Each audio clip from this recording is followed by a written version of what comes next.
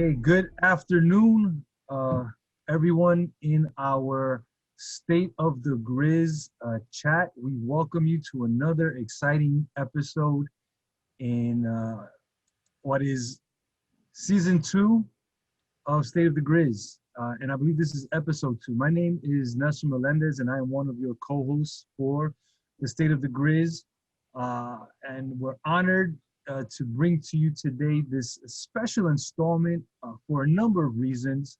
The first reason is that I'll say it's the start of Latinx heritage celebrations all throughout the United States, but especially for CUNY. And in that vein, we also have a very special guest with us, Dr. Doris Cintrón, who my co-host, my partner in crime, my ace in the hole, and my boss, VP Pryor, who joins us today, is going to introduce shortly. VP Pryor, how are you on this beautiful Wednesday fall afternoon? You know, Nestor, I'm doing great. And it's funny you say this fall afternoon. I don't know how many of you missed the transition from summer to fall, but it happened a few days ago.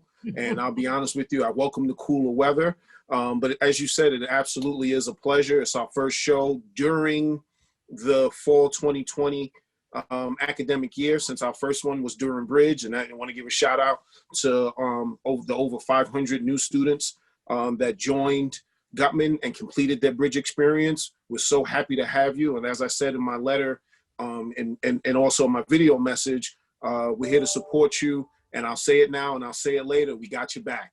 And to our continuing students, you've heard that before. I won't repeat it right now. I'll say it again later. We're here with you and to support you and to help you to reach your academic goals. As Nestor said, we're kicking off our Latinx Heritage Month programming today. We hope that you will participate and get engaged. And one of the things that I want to bring to the forefront is we have an activities calendar that is one click away from the homepage.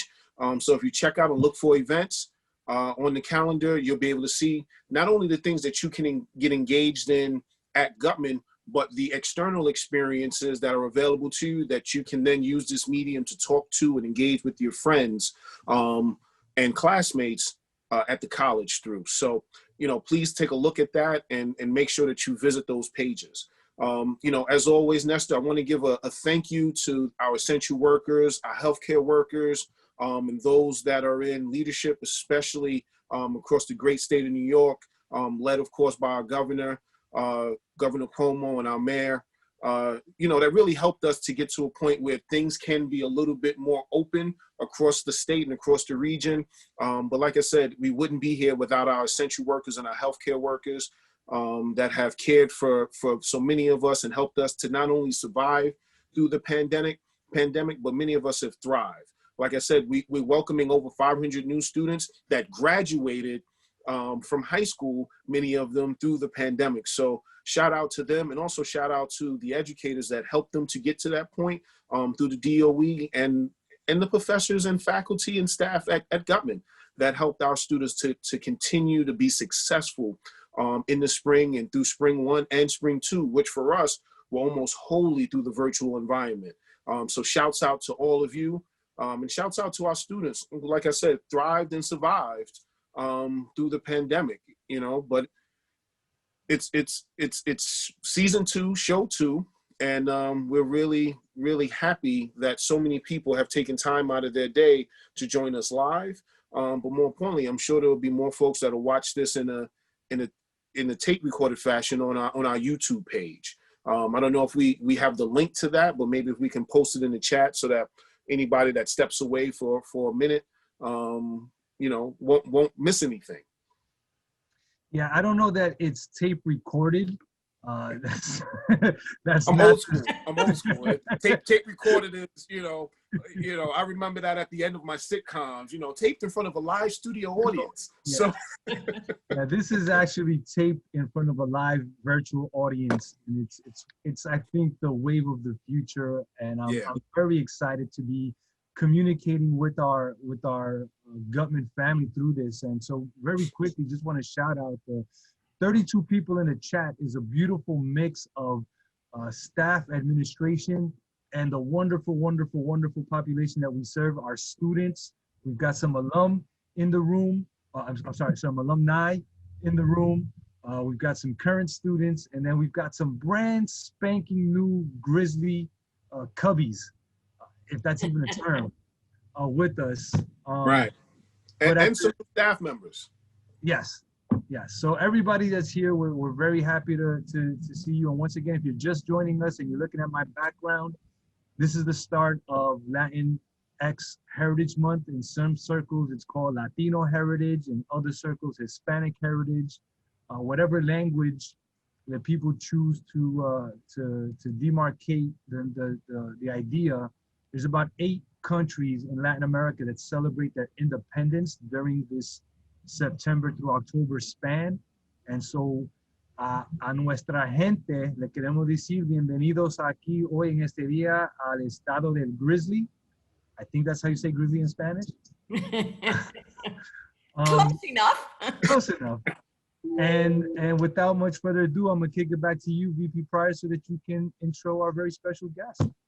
So thank you, Nestor. Thank you for that kickoff. And as Nestor said, you know, we have the pleasure of introducing and having a conversation with our new president, Dr. Doris Cintrón, who comes to Guttman after more than 2 decades of leadership and service at the City University of New York, where, and I want to read this because this is what always jumps out to me when I read her bio.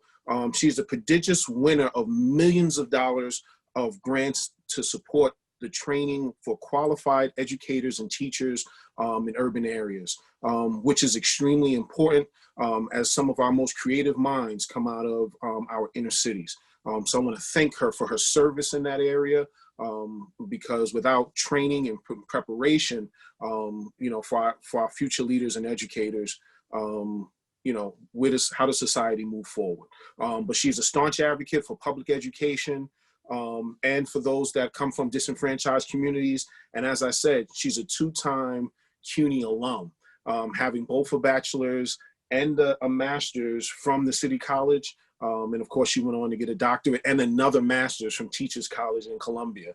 So if anybody knows anything about not only growing up in New York City, but being educated in, about, and for the benefit of New York City, it's Dr. Doris Cintrón. So having her as our new president brings, like I said, a world of support, but more importantly, someone who has the knowledge and experience to prepare future leaders in and around New York City. So without further ado, Dr. Cintrón, welcome, thank you. Please say hello to the people. Mi gente. So first, gracias, Charles. And yes, you are all mi gente. Whenever I was in any kind of public setting, and it's always been, for the most part, in New York City, that's how I would welcome and address folks is bienvenidos mi gente, my people, which is what you've now all become. I'm so excited to be here talking to you very informally in this way. And just to say what an honor it is actually to have stepped in and be leading this institution. It's for me, continuing of my own growth, my own challenging myself, reflecting on where I want to go, because you never stop doing that. And so when I got this opportunity, the first thing I said to myself is, here's the next step. You never stop evolving, you never stop growing, you never stop questioning what's the value added that you're bringing along with you. So I am grateful for this opportunity to fully lead. I'm now not in the support role, and that was a challenge for me that I really welcomed. And here we are. Thank you so much, Dr. Cintrón. It really, again, is a pleasure to have this conversation with you. One of the things, as you said, not being in a support role, but really being the leader for the institution. Can you just tell us a little bit about what your central focus is, going forward as the president? I mean, you've been with us now just about 2 months and have really, I think, gone above and beyond and meeting with people, especially through the virtual environment, to learn more about the institution. So just wanted to share with the folks what your focus would be. That's still a work in progress for me. So I've come to know the campus through a lot of documents that I received, a lot of sifting through, learning, reading, and then moved into meeting with folks. I haven't met with everyone, but certainly the senior staff and many of the staff and some faculty. I hope to do that more and more. The first goal for me is to build trust. To gain acceptance and to build trust and respect. And I came in having, as I talked with folks about Guttman, I came in with questions, and I was so pleased that when I actually started meeting with folks, you all had the same questions about where do we want to go? What are our strengths? What are areas that we would like to build on and improve? Those for me are the challenging and very rich conversations that I love to engage in, and sort of as you want to lead, that you're representing everyone. And so you have to be a really very good listener, and take that in and see where you align, where at some point you say, well, I am leading, and so here are my ideas, come along with me. So right now, that's the goal. So for the next, couple of months, that is the goal, to kind of hear where you want to go. What is the student experience? What do our students want? Who do we bring in? What do we bring in? How do we enrich what we already are doing? Thank you for that. One of the things that you said, you shared here, and then of course you've shared in a number of our conversations, is the research and the looking into and looking at a lot of documents, surrounding and, Guttman and its founding. So what are the things that most attracted you to Guttman and excited you maybe the most when you decided to take the helm of the institution?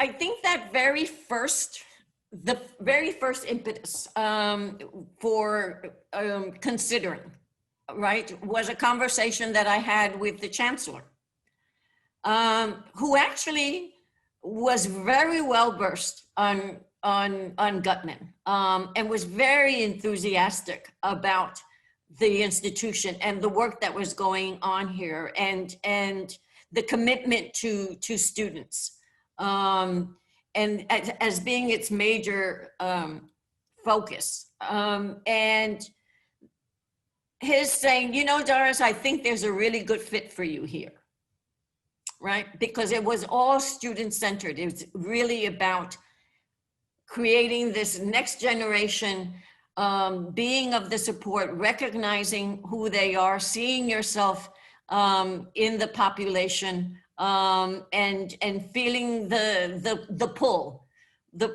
to go back and really assess the experiences I had. I came through K through 12 in the Bronx. I know what I got. I know what I didn't get. I knew the work that I had to do. I knew the doors that I would have to sometimes kick open. But it was all towards kind of making the preparation, working with friends, working with colleagues. I spent a lot of time doing advocacy work in the Bronx. That was all part of my education. And, you know, I see that here from the staff, from faculty, from senior leadership, this commitment to social engagement, civic engagement, change, transformation, in a very real, committed way. That it's not just lip service, it's not just knowing what is the popular thing to say, that it's really breathing life into this commitment. And there it is. That's, you know, No, that's why I want to be here. You know, that's the work it's the work that I have always done. And I've done this work here in New York City public schools, K-12, at City College. As a student, I came to CUNY when I was barely 17. I have seen all its iterations.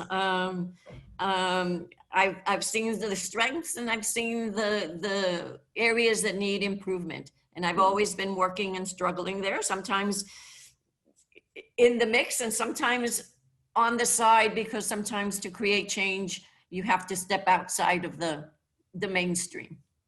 Right.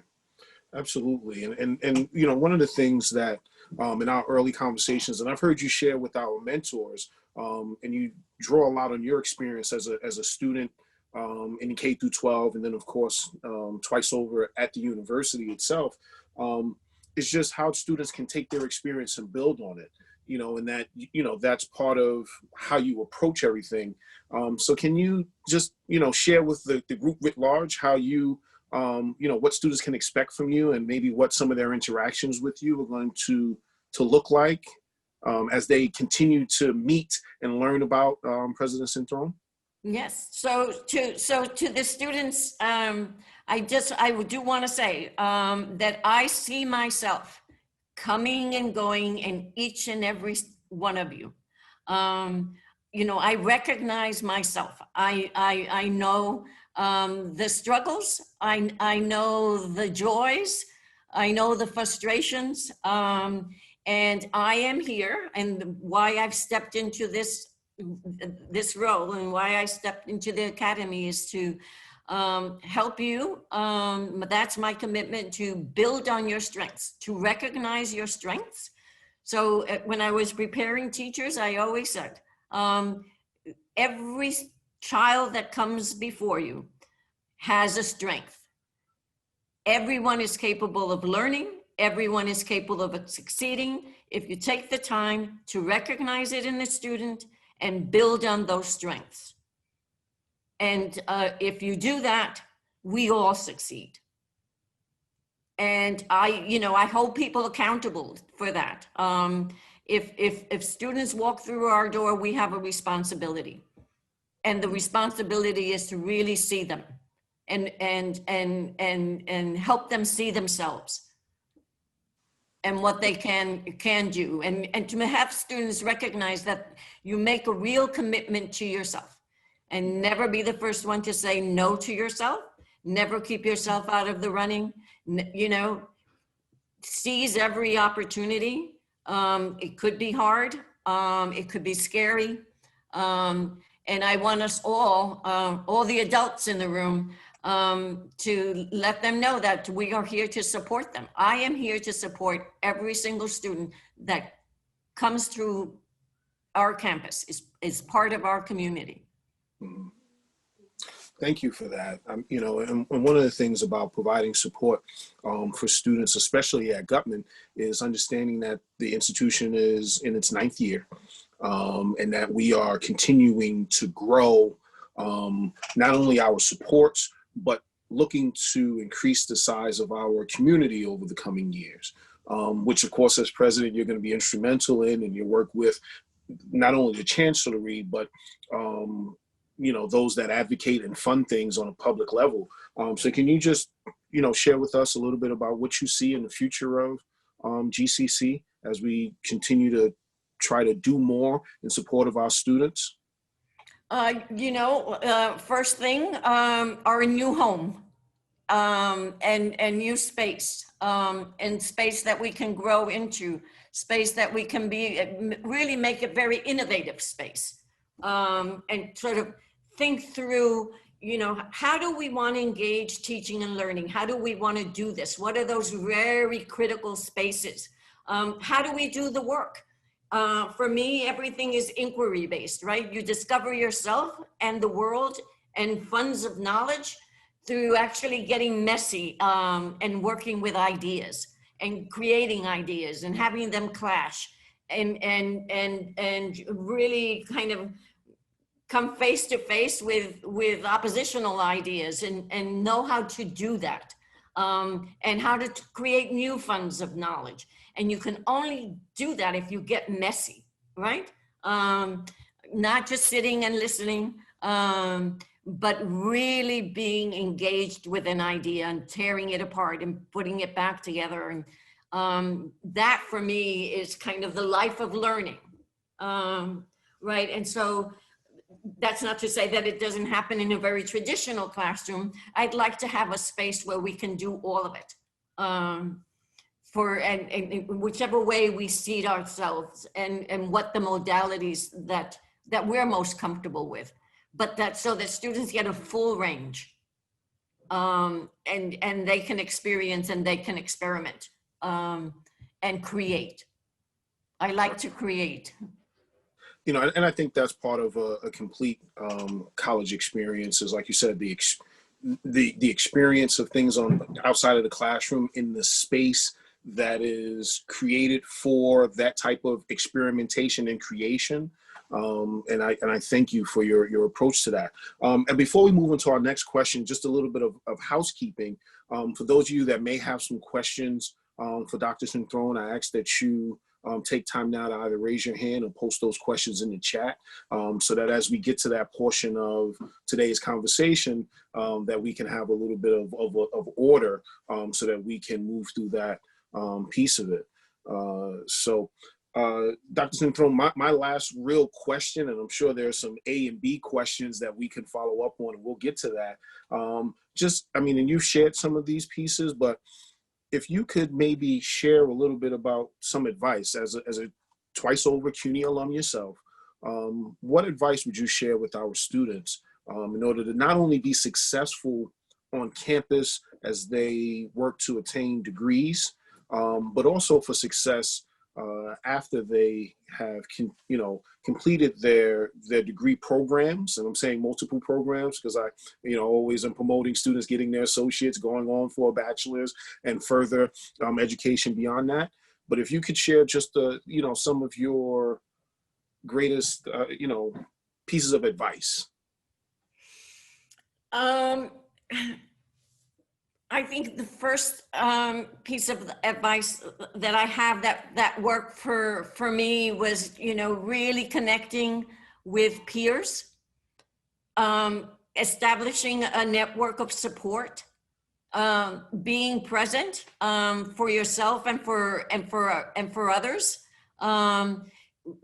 It's a safety net that you put in place for yourself, to keep you on track and to keep others on track. Again, that goes back to kind of, for me, being civically responsible.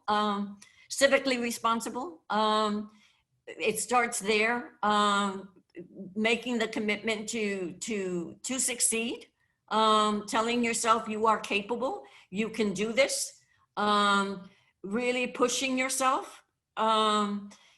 It's not easy, and sometimes it's really very, very scary.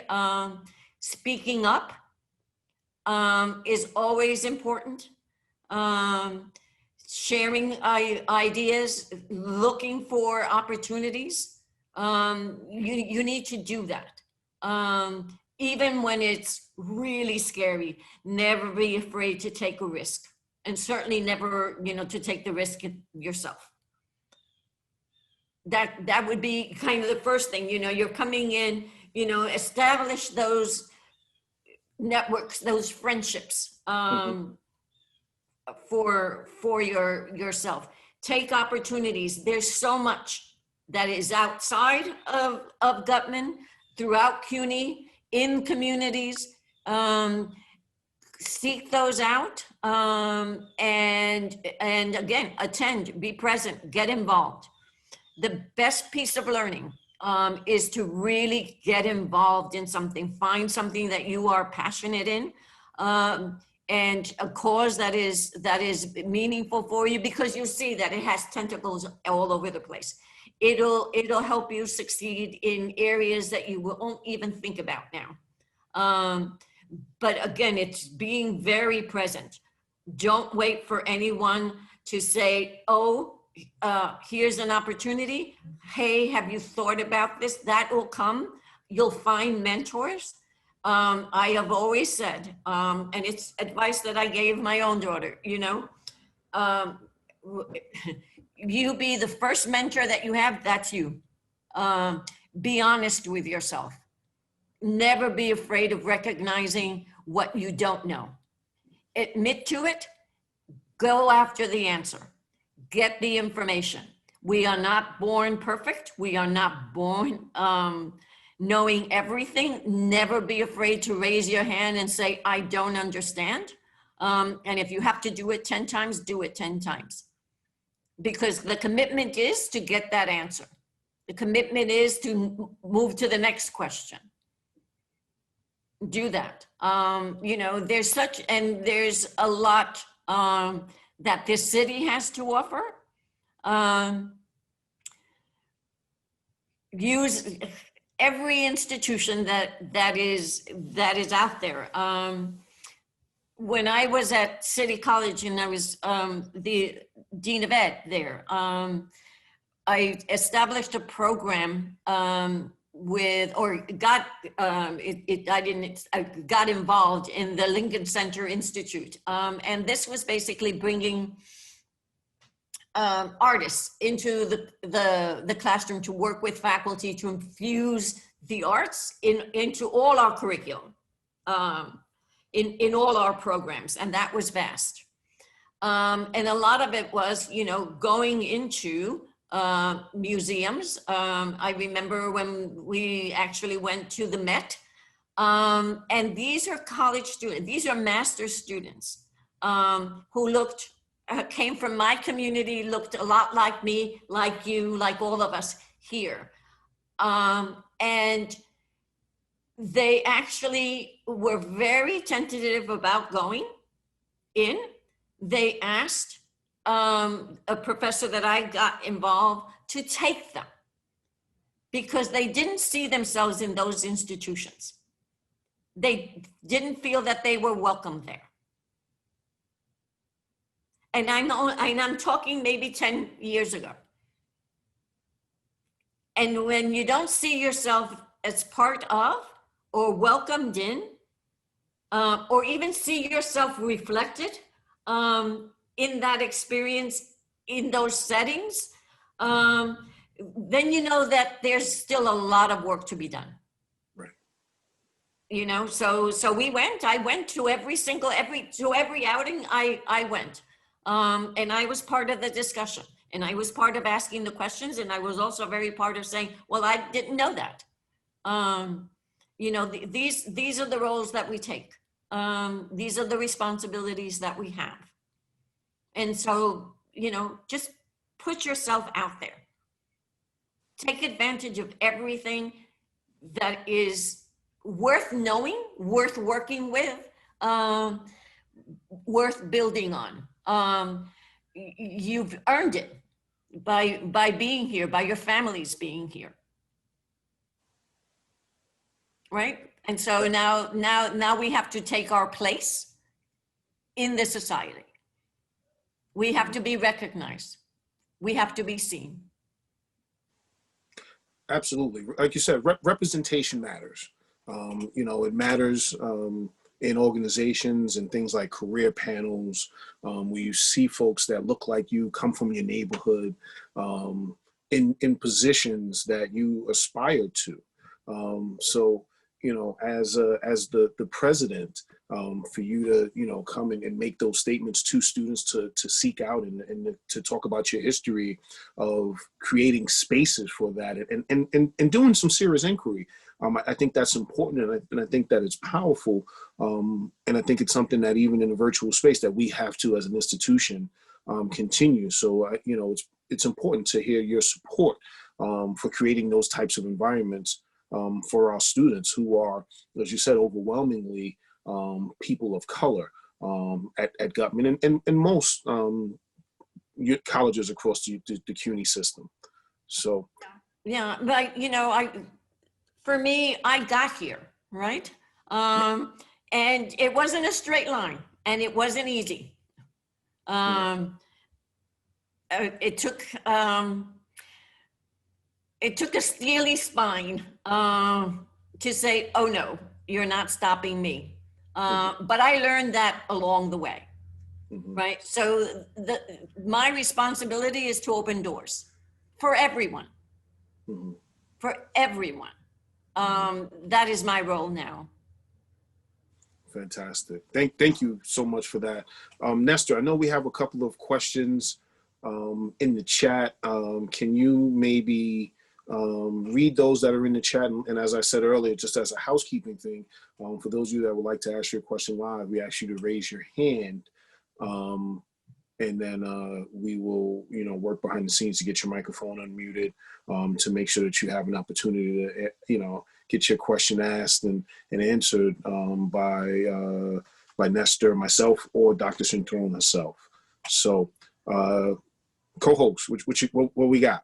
Yeah, we're here. We're here in the chat. And our first question is, what is, Doctora Cintrón, what is your vision to best support the high population of students on campus with disabilities? So my guess is in terms of overall, we do have an Office of Accessibility Services that works with students with disabilities to ensure that their needs are met and that they are accommodated. But in terms of your experience, I'm guessing what do you think is a best practice for serving students with disabilities, at Guttman, but maybe system-wide? Like all students, is recognizing their strengths. We all have them, and building on those. They are part of our population. They are our students. We need to have all the services and the full range of activities that everyone is a part of, and bring in more. So, for everyone, I don't compartmentalize, this student, gets this experience because of whatever limitations, which we all have. So I don't like to think about people in that way. It's basically bringing in the resources so that we can all manifest ourselves in the best way that we can. And so, for me, it's fundraising to bring in further supports, programming, faculty development, so that we all have to be very nimble about how we introduce knowledge, right? And so I had to learn, we all have to learn, because everyone will be with us, and we need to find the way to support everyone. So, it's looking at curriculum. It's looking at, the external funding that we need to bring in, to make sure that we are a holistic environment. But for me, really, at the core of everything is recognizing, and I'll keep saying it, and you'll say, when will she stop saying it? Is that everyone can learn. Everyone has a strength, and we acknowledge it, we honor it, and we help students, everyone, even all of us, succeed to the best of our ability. Very cool. Thank you for that. As we know, Guttman prides itself on having a number of answers to like all of the questions that can come up with regard to student needs across a variety of different accommodations and or levels. So it's awesome that we have that statement of recognizing the talent, skill, and ability in everyone. That's one of the things that we talk about down in student leadership, is that every student has something to contribute to the overall advancement of this notion of community and of success, especially at an institution like Guttman, which I think serves a niche kind of space in the CUNY system. But we're doing really good work for the students that are here, and I think that the alumni in the chat are a testament to some of the really good things that our students do at Guttman, and then carry that stuff forward with them out into the world. Right. So I just want to say to students that one of the things I had some opportunity, not much, that they're the ones I want to hear from, right? That they have a real voice in setting tone and climate and experiences. So from alum, I would love to hear what that experience was like. How we can actually scale up experiences, bring those in. Student voice for me is very important. And we need to make the space for that. I need to make the space before I formulate kind of a grand plan for Guttman. Really, what they have to say, what you have to say, for you students who are out there. Well, that certainly makes me happy to hear, especially considering the work that I do. My little corner of the Guttman pie is centered and student facing. So whether it's a student government association, whether it's our Stonewall Students Club, whether it's the CCSD, CUNY Coalition for Students with Disabilities, or any other ways that our students choose to interact, we certainly want to grab their collective voice and share that with you. And we look forward to doing that. Right. Well, one of my favorite things to do is talking with students. So I've done a lot of really good learning sitting with K-12 students. It helped me be a better faculty member. It's certainly a better leader when I was leading at the School of Ed. In my associate provost position, it helped me kind of say, this is the institution that students are looking for. Let's try and be that. Let's not try, let's be that. I want to pick up that thread that direction. That you say there. Let's be that. VP Pryor mentioned at the beginning that you're a CUNY alumna twice over. So you had an opportunity to be a student within the CUNY system at a different time in its history. And now you serve as the head of one of its community colleges. And so you certainly have an ability to kind of to look at the student experience, both from your own personal lens, and then now in the role as one of the prime servants to students. Would you say there's any similarities to the CUNY student from when you attended till now, or major differences in terms of our approach to education, our activism and advocacy, our drive to make New York a better place? So I came into the system when there was a great deal more advocacy work going on, student-led work, really, mobilizing for change, which I would love to see more of within the system and without. Throughout New York City. In terms of, do I see K-12, if I'm talking about our communities and our student population, what happens in K-12, very little difference. I still, there's still a lot of work to be done. You know, I came through, I knew what I got, and I knew what I didn't get when I actually entered the university. And I saw the gaps and I experienced the gaps. And that for me has always been important, closing those gaps, making sure that, so I continue to work in New York City public schools. I do a lot of work there. I have a lot of grants tied to middle and high schools, because what happens for our students there really sheds light on the experience that they're going to have and the expectations and who they are and how they're seen.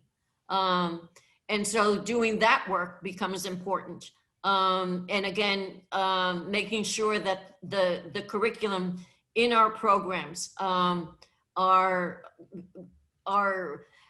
set high standards, you know, are equitable in the information that we share, that and the issues that we raise, and really kind of developing the type of individual that you want to go back to their communities, to work towards community development, who have all those skills. I see it as a great responsibility. Sometimes I say maybe you're asking too much. But for me, you know, the route to real substantive change is through education and making that really very fair. Thank you for that.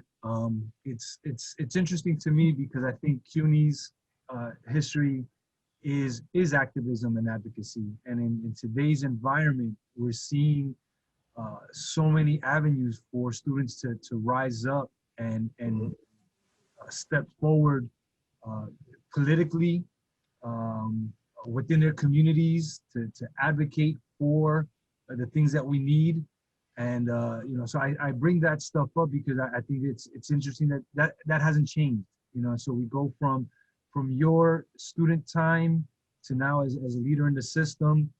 My hope is that it gives our students a kind of sense of the breadth of responsibility that they have to not only serve themselves in doing the best they can academically, but to also look at their communities and continue to do the work and expand on the things that the pioneers within CUNY have done. And certainly that's a pack of folks that you have run with in your career. Right. So I'd like to see and hear more student voices. You know, there are a few that are very vocal, who have gotten the sense of self, have been mentored, you know, gone through leadership experiences and whatever. I want to see that really kind of expand, bring more students in, more voices heard, more very active work. Again, that's what, for me, education is very active, right? And sort of exercising the knowledge that you have and applying it, and setting goals, and being heard, very important. So, you know, every student in our community will be leaders. Every single one needs to see themselves in whichever form is more comfortable, but as a leader, as a change maker. Yeah, you know, I think you hit the nail on the head saying, you know, everyone has leadership skills, possibilities, and that in their future, everyone doesn't need to be the person on top of the soapbox with the megaphone speaking to a group. Some people, you know, are going to lead by example. Some people are going to lead by their work ethic. Some people are going to lead by being the ability to show up every day But the key is recognition of the leadership style and the fact that there is a leader within each of our students. And that's one of the things that, we have continued to push in regards to civic education and engagement. As you said, to be able to look at our community, whether in Guttman, in their own neighborhoods, in this city, in their boroughs, and have the, I'm going to say, commitment to, and also the confidence to challenge some of the systems that they know, based on their own experience, need to change and be updated. So thank you very much, Dr. Cintrón, for this conversation today, but more importantly, your leadership at the university, and for its time to come at Guttman. It's important. And as I said, representation matters. So having you at the helm, I think, is important for Guttman's growth, but also for our students to be able to see someone who, for the lion's share of our students from the Bronx, can see someone who grew up in their community and from their neighborhood in a leadership position at the college. So thank you very much. Well, thank you for that. And we're all measured. I mean, we are all assessed and we were all measured. So for the students, I want to say, attend classes, put in the work. Sometimes you're going to say, why am I even here?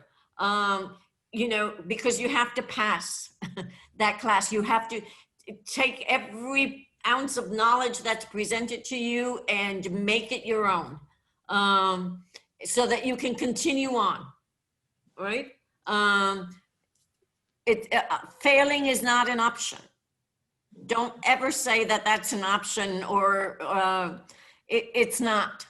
It's the only way we're going to move forward. So make that commitment to yourself. You decided, to go on to higher ed, commit 100%. And I've said this before, if you run into trouble, we're here. That's my role. All of us. We are here to make sure that you find your way, that you stay on track. When you succeed, we succeed. And if we're not doing our jobs correctly, we all fail. I don't like to fail. Fantastic. Again, thank you so much, Dr. Cintrón. It has been a pleasure to have this conversation with you. Thank you to my co-host, Nestor, for helping to pull this together. It really, I think, is a positive for our institution, and really a great segue into some of the things that Nestor and I, through this medium and through the leadership of other individuals at this institution, continue to promote. And that is getting involved, getting engaged. One of the things that we talked about is how do we, help students continue to understand the power of their voice. One of those ways is, of course, making sure that we participate and respond to the census, which I believe there's still a few more days, Nestor, to respond to that. Do you still have that graphic available for us? To make sure that everyone is counted, that your immigration status does not impact your ability and your right to participate and respond to the census, but also for those that can vote, that you do, but that everyone is informed and learns about what the jobs of the representatives that we elect. They're not only elected officials, they're elected representatives. And that, for me, has a different connotation than an official, because a representative is supposed to, by title, by that moniker, represent our interests. And it is beholden upon us to take the time to be educated on what their jobs are, and also the directions of things that they support, and the things that they haven't supported. Way too often, and not trying to minimize the importance of national elections, because they absolutely are important, but it is the local and regional elections that really dictate many of the things that happen to us, and the rules that govern our day in and day out, our lives, how our schools are funded, how our roads are paved, but more importantly, where funds are allocated for community service resources. Because those things are important, because your safest communities are the ones that have the most resources. They don't have the most police. They have the most community service. They have the most community organization, excuse me. They have the most funded parks. They have the best maintained libraries. Many folks here know that I grew up in the Bronx, in the shadow of BCC, and in Bronx Community College, that is. And I can remember going to the Francis Martin or Francis library across the street there regularly as a child, and wondering, why the books were in the condition that they were. A popular book they would have one copy of, and it would be pretty torn and tattered.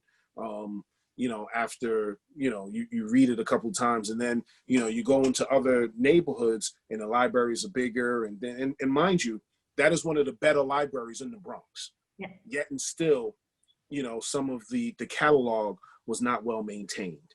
But those are the types of things that your local representatives, and I prefer to use that word because it speaks to their job and how they should approach it and how we should approach them. Those are one of the things that your local representatives really are empowered to manage. They allocate funds for whether it's, like I said, for the collection or for the staffing. You know what I mean? And that's something that I think folks need to understand, and we will continue to promote education about and engagement with. So it's extremely important. I know my partner is trying to, I think, get back into the Zoom right now. So we'll keep going. There he is. Yeah, I'm here. We're having technical difficulties. No worries. I can talk about representation and getting engaged for days. As the staff and student engagement will tell you, give me a microphone and I'm okay. But the most important part, like I said, is the information and the engagement, and having a leader who wants to continue not only many of the things that we have been doing, but wants to build upon that, and really, to your point, not just support students, but really help to coach them, to get them engaged and involved, because that is part of, I'm going to say, a hallmark of the history of CUNY, is coaching our students to make change. Most of the civic change that happened in civil rights movement in the 60s and the early 70s started on college campuses. You know what I mean? We are, as CUNY's tagline, the largest urban university in the world, and that is based on student population. So we talked last week about how we have well over 250,000 students across the university. And while Guttman is a slice of that, we need to make sure that we understand and own the voting power of that many people in New York City. And if we all vote for those representatives that are supportive of and advocates for education, and the social mobility that education affords each of us, then we can absolutely change the climate in and around New York City. So nice to be back with us. Yeah, I'm also echoing. Damn it. All right. Work. How about now? A little better. Okay. So what I wanted to say is that if my computer was working, what we would be doing right now is showing the census. We'd also be showing some voter registration. Yeah, we got the echo back again. You probably gotta go and try to turn off one of the speakers that you have there. All right. But as you said, the voter registration information, I'm gonna reach out and live ask Latoya if she can find those sites to put those things into the chat, because all of that information curated out of our accessibility office in collaboration with our campus leadership office is available on our website. The students, if you don't know, I want to make you aware that you can register to vote through CUNY First. You know, just a couple of clicks of a button and we can get you plugged in and get you registered to vote. And as I said, in full recognition that all of our students right now don't have haven't, you know, been given the right to vote because of the leadership at a national level and a regional level haven't been able to come together and make that happen. We want to make sure that you know that at Guttman, you are supported, you are important, and that your concerns are our concerns. Yes. And that we will continue to support you and to make sure that your rights, because you have every right that we have, those of us that have been, you know, given the right to vote are just as important.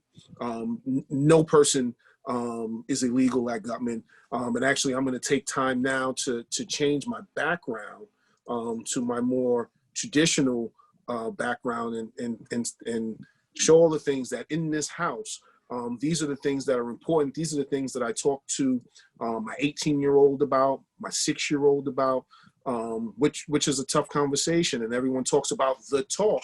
But unfortunately, as a person of color, the talk that I often have to have with my family and my children are around these issues because their entry into the conversation is different than many others. So I'm actually going to step aside for those of you who have not seen this graphic before, just so that you all could read it.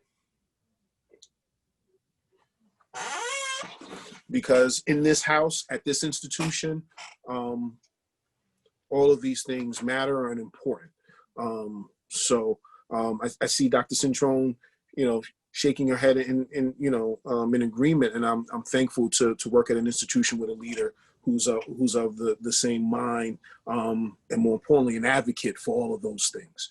So, Nestor, it looks like you got the computer back up and running. I think so. We're gonna hope and pray that this is the last time we run into these technical difficulties. Okay. But what I did want to do is show a couple of posters that we had for folks to review, as you had mentioned. The first thing that our community should do is fill out that census. And right now, everyone should be seeing the census advertisement that we circulated widely across Guttman to close out the summer. And that was the be included, be counted. And our main point there was the more that people fill out the census, the more resources can come into our communities, the more needed resources that could come into our communities. And so that was important for us. Our partnership with the Office of Accessibility Services around voter initiatives and voter registration. So this is the poll worker position is one that is being advertised heavily for students that are looking to make some income. There's an opportunity for you to be a poll worker, and the website here, as you can see, is www.elections.ny.gov. And that's money in your pocket for helping to get people to vote, whether it's knocking on doors, whether it's working at the poll sites, but it allows for you to be seen and to advocate for that very important right that we have. September 22nd is National Voter Registration Day. The question is, are you registered to vote? If the answer is no, CUNY makes it really easy for you to do so. Go to your CUNY First, use your CUNY First login credentials. On the upper left-hand corner, you're gonna see something that says New York City voter registration form. You click the link, you fill out the fields, you hit send, boom, you're registered to vote.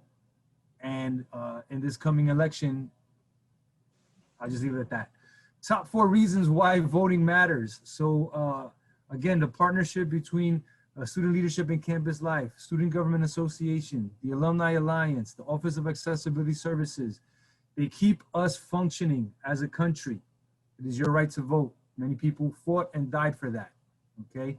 That is an indisputable fact. Some people say your vote doesn't matter. Look at the past 4 years, your vote matters. If you don't vote, someone else will make the decision for you. And that's leaving the power in the hands of the few. The VP Pryor mentioned earlier how many CUNY students exist in this world. That is a voting block. That is a voting entity.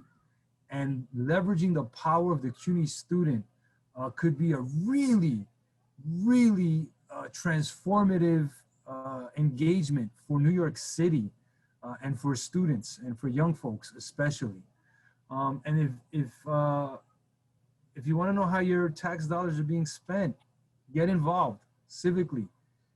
Not enough of them are going to education. And many of you know that because a lot of our financial aid programs have been cut at the state level, at the federal level, and that hurts us at the city level. So please get out there and vote. And this is the 5 steps. Log into CUNY first, click the link, fill out the form, confirm that you read the affidavit, and click agree.